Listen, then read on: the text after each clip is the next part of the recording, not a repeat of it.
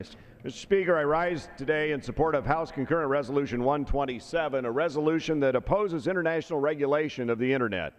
The resolution was introduced by Mrs. Bono Mack in May, and it passed the House Committee on Energy and Commerce with bipartisan support from more than 60 members, including Energy and Commerce Committee Chairman Upton, Ranking Member Waxman, my colleague on the Communications and Technology Subcommittee, Ranking Member Eshoo, and I, too, am pleased to be an original co-sponsor of this important resolution. Nations from across the globe will meet in December for the World Conference on International Telecommunications in Dubai.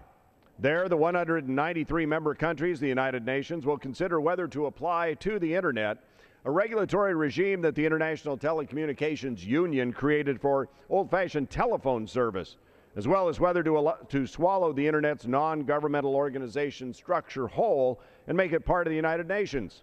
Neither of these are acceptable outcomes.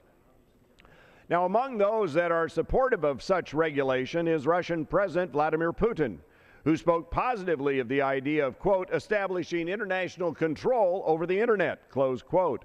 Some countries have even proposed regulations that would allow them to read citizens' email in the name of security. HCON Res 127 rejects these proposals by taking the radical position that if the most revolutionary advance in technology, commerce, and social discourse of the last century isn't broken, well, we shouldn't be trying to fix it. The Internet is the greatest vehicle for global progress and improvement since the printing press. And despite the current economic climate, the Internet continues to grow at an astonishing pace.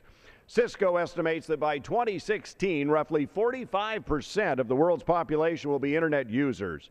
There will be more than 18.9 billion network connections, and the average speed of mobile broadband will be 4 times faster than it is today. The ability of the Internet to grow at this staggering pace is due largely to the flexibility of the multi-stakeholder approach that governs the Internet today. Non-governmental institutions now manage the Internet's core functions with input from private and public sector participants. This structure prevents governmental or non-governmental actors from controlling the design of the network or the content that it carries. Without one entity in control, the Internet has become a driver of jobs and information, business expansion, investment, and indeed innovation. Now, moving away from that multi-stakeholder model, Mr. Speaker, would harm these abilities. It would prevent the Internet from spreading prosperity and freedom.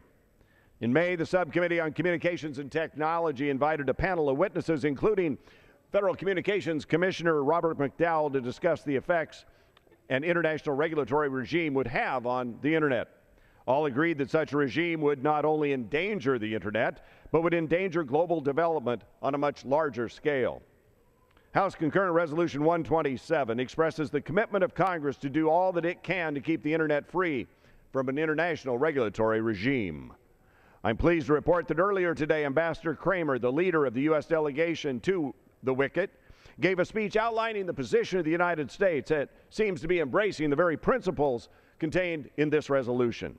Now, my hope is that the administration stays on this very course. As the U.S. delegation continues to work and advance of the Wicket, House Concurrent Resolution 127 is an excellent bipartisan demonstration of our nation's commitment to preserve the multi-stakeholder governance model and to keep the Internet free from international regulation. The House Committee on Energy and Commerce strongly supports House Concurrent Resolution 127, and I urge the rest of my colleagues in the House to join us, and I reserve the balance of my time.